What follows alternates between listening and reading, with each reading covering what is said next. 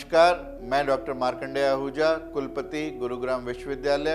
आज आप सभी के सम्मुख प्रस्तुत हूँ कुछ आप लोगों की समस्याएं एक ऐसे व्यक्ति के पास पहुँचाने के लिए जिस व्यक्ति ने अपना पूरा जीवन गीता के लिए दिया। गीता मनीषी स्वामी ज्ञानानंद जी महाराज आज हम सब के बीच उपस्थित हैं, हम सब की समस्याओं के समाधान के लिए और हमें बताने के लिए कि गीता हम सब के जीवन में कैसे उपयोगी हो सकती है। गीता हमारे जीवन में कैसे आत्मक्रांति ला सकती है, कैसे गीता हमारे जीवन में सेल्फ रियलाइजेशन ला सकती है। ऐसे ही कुछ प्रश्नों के साथ हम उपस्थित हैं स्वामी जी के सम्मुख और मैं स्वामी जी आपका स्टूडियो में आने पर बहुत बहुत स्वागत करता हूं, अभिनंदन करता हूं और ऐसी कामना करता हूं कि आज आपकी उपस्थिति मात्र से बहुत से लोगों की समस्याओं का समाधान स्वयं से हो जाएगा। महाराज जी, कहीं गुरु शब्द को छोड़ना आज की शिक्षा प्रणाली के लिए घातक तो नहीं हो रहा? क्योंकि गुरु का जैसे अभिप्राय हमारे यहाँ था कि जो अंधकार से प्रकाश की ओर ले जाए, जो असत्य से सत्य की ओर ले जाए, जो हमें बूंद से सागर बनाए, जो हमें जागने से जागृत अवस्था की ओर ले जाए। और शिक्षक से कहीं ना कहीं ऐसी कनोशंस, ऐसा अभिप्राय हमें मिलता नहीं है। देखो, बात केवल शिक्षक तक रहती तो भी शायद कुछ है, लेकिन अब जो बात कहीं मैडम और कहीं मैम और कहीं मॉम और कहीं वहाँ तक चली गई है तो अपनत्व शब्द तो खत्म हो गए। अब घर में ही देखें, जो अपनत्व, जो ममता, जो भाव माँ शब्द के अंदर है वो मम्मी शब्द में आपको नहीं दिखाई। मम्मी तो वैसे हमारी साइंस में कहते ही उसको डेड बॉडी, बिल्कुल अलग सा हो गया।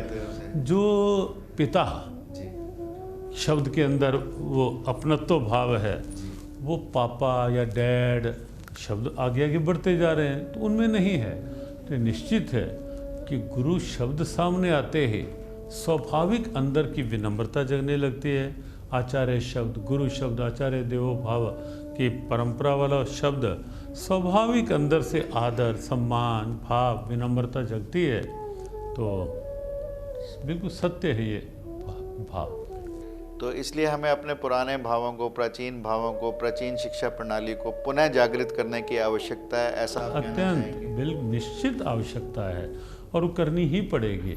अभी जैसे हमने नालंदा को उसका निर्माण किया है, तो क्या आप समझते हैं कि पुनः भारत में जो तक्षशिला, नालंदा, विक्रमी, उज्जैनी थी, उनका पुनः समय और उन्हें पुनः जागृत करने का समय या उनके पुनर्उद्धार का समय भारत में फिर से हमें समझना चाहिए या सीखना चाहिए या हमें उन्हें करना चाहिए?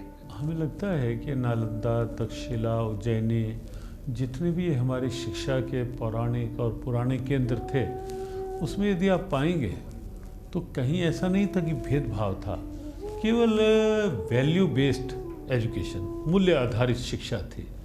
तो वही शिक्षा का स्वरूप आज की आवश्यकता लग रहा है, दिख रहा है और वो स्वरूप यदि फिर से लागू होगा।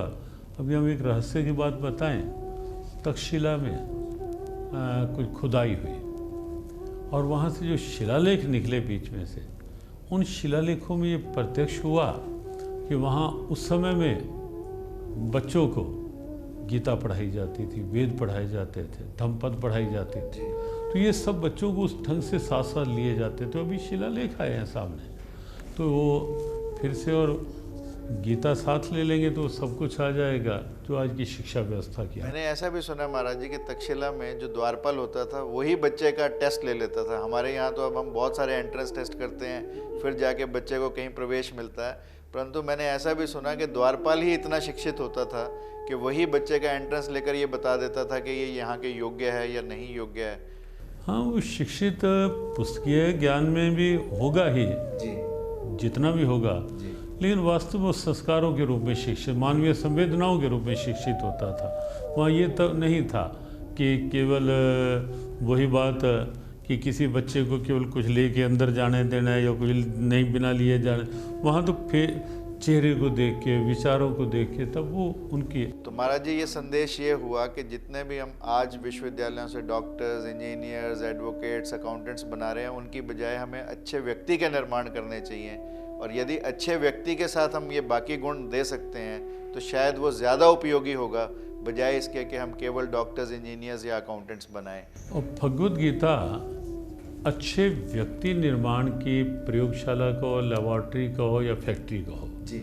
और हमारा ये विश्वास रहता है और हम ये बात प्रायः कहते हैं कि इंसान अच्छा इंसान बन जाए तो जो भी बनेगा अच्छा ही बनेगा। इंसान अच्छा इंसान होगा तो डॉक्टर बनेगा तो अच्छा डॉक्टर बनेगा, वो एडवोकेट बनेगा तो अच्छा एडवोकेट बनेगा, ग्रस्त बनेगा तो अच्छा ग्रस्त बनेगा, वो पिता बनेगा तो अच्छा पिता बनेगा, और वो वैज्ञानिक बनेगा तो अच्छा वैज्ञानिक बनेगा, और वो नेता बनेगा तो अच्छा नेता बनेगा। किसी भी क्षेत्र में होगा तो अगर इंसान अच्छा इंसान बन जाए तो निश्चित रूप से वो जो भी बनेगा अच्छा ही बनेगा। और गीता बिना भेदभाव, बिना किसी मजहब मत मतांतर की संकीर्णता के, गीता ये नहीं, गीता कहती है अगर मुसलमान भी कोई है तो अच्छा मुसलमान बने जी। कोई और किसी विचारधारा का है तो अच्छा बने। तो जब वो अच्छा बनेगा तो फिर ये क्यों बीच में झगड़े रहेंगे। बस गीता उसी के लिए। महाराज जी, मैं उसी बात पर वापस अच्छे बुरे की परिभाषा पर आ रहा हूँ कि दुर्योधन जब गुरु के पास जाता है तो वो पहले पांडवों की श्रेष्ठता बताता है बजाय इसके कि अपनी सेना की विशेषता बताए। तो इससे कहीं ना कहीं ये भी अंदाज़ा लगता है कि दुर्योधन भले ही बुरा व्यक्ति है परंतु वो हीन ग्रंथि से पीड़ित नहीं है। और शायद आज जो फर्क आया अच्छे और बुरे का, आज अच्छा आदमी भी हीन ग्रंथि से पीड़ित है और उस समय का बुरा व्यक्ति भी हीन ग्रंथि से पीड़ित नहीं था। क्या ऐसा समझा जा सकता है? इसमें मार्कंडेय जी एक विषय है, अगर आप उस प्रसंग को ठीक से देखेंगे जी। दुर्योधन ने प्रारंभ में पांडवों की सेना की बात कही है, लेकिन पांडवों की सेना की बात कहते कहते वो कहीं ना कहीं पांडवों की सेना को अपर्याप्त बताता है। अपनी से पांडवों की सेना को पर्याप्त कहता है, अपनी को अपर्याप्त कहता है। और पांडवों की सेना के 19 योद्धा गिनाता है, अपने केवल 7 गिनाता है। वो उसकी कुंठित मानसिकता है। यद्यपि कौरव सेना 11 अक्षौणी है, पांडव सेना केवल 7 अक्षौणी है।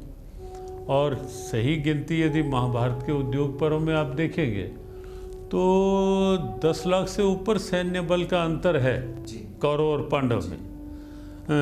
लेकिन तो भी दुर्योधन के अंदर ये बात है कि वो पांडवों के तो बता रहे आचार्य कि पांडव इतने, हम कम। तो कहीं ना कहीं उसकी श्रेष्ठता के पीछे भी उसकी एक संकुचित संकीर्ण सोच ही झलक रही होती है। और वहाँ एक ही श्लोक आप देखेंगे, अपने साथ बता करके योद्धा, दुर्योधन की संकीर्णता वहाँ झलकती है जब दुर्योधन कहता है प्रथम अध्याय के 9वें श्लोक में, अन्ये च बहवा शूरः मदर्थे त्यक्त जीवितः। हे आचार्य, योद्धा तो और भी बहुत हैं जो मदर थे, मेरे लिए अपने प्राण त्यागने को तैयार बैठे हैं। अर्थात दुर्योधन उस सोच का व्यक्ति है जो केवल अपने बारे में सोचता है कि सब मेरे लिए मरने को तैयार बैठे हैं, उसको दूसरे के सुख की चिंता नहीं। और भौतिकवाद यही अंदर की सोच जगाता है कि जो अपने तक सिमटे पर सुख नहीं। और आगे अर्जुन की बात जब आएगी हम बताएंगे कि अर्जुन की सोच क्या है। पर महाराज जी, साथ में ही जब दुर्योधन ये बात कर रहा होता है तो वो अपनी सेना को तो भीष्म रक्षित बताता है और पांडवों की सेना को भीम रक्षित बताता है, जबकि पूरे का पूरा महाभारत में धुरी अर्जुन टिका है, परंतु यहाँ पर दुर्योधन भीम को आगे लाता है। ऐसा क्यों कि वो भीम को, क्या वो ये समझता है कि भीम ही एक ऐसा व्यक्ति है जो युद्ध में उसका प्रतिद्वंद्वी है और वो अर्जुन को नहीं मानता, या वो ये मानता है कि इस युद्ध की धुरी केवल भीम है ना कि अर्जुन? हाँ, एक अच्छा प्रश्न है। और भीम दुर्योधन की सोच में था ही अपर्याप्तम तदस्माकम बलम भीष्माभिरक्षितम। तो ये पर्याप्तम त्विदमेतेषां बलम भीमाभिरक्षितम।